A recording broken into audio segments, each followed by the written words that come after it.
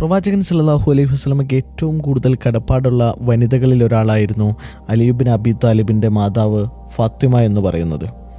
ഏറ്റവും മനോഹരമായി പ്രവാചകൻ പല തവണകളിലായി കടപ്പാട് കാണിക്കാൻ, സ്നേഹപ്രകടനങ്ങൾ നടത്താൻ ഫാത്തിമയെ സന്ദർശിക്കാറുള്ളായിരുന്നു. ഒരുപാട് കാലം ജീവിക്കാൻ അവസരം ലഭിച്ച ഒരു മഹത് വനിത കൂടിയായിരുന്നു ഫാത്തിമ.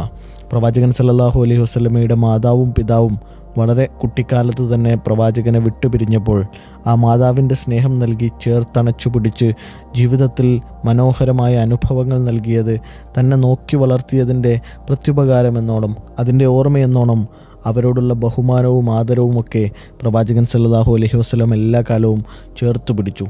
ആ ഫാത്തിമ മരണപ്പെട്ട നാൾ പ്രവാചകൻ സല്ലല്ലാഹു അലൈഹി വസല്ലം തൻ്റെ നീളക്കുപ്പായം മയ്യത്തിന് പുതക്കാൻ നൽകിയെന്നും ഖബറിലിറങ്ങി ഖബർ വിശാലമാകുന്നതിന് വേണ്ടി പ്രാർത്ഥന നടത്തിയെന്നും അവർക്ക് വേണ്ടി ആവർത്തിച്ച് ഖബറിങ്കൽ പൊറുക്കലിനെ തേടിയെന്നുമൊക്കെ ഹദീസുകളിൽ കാണാം.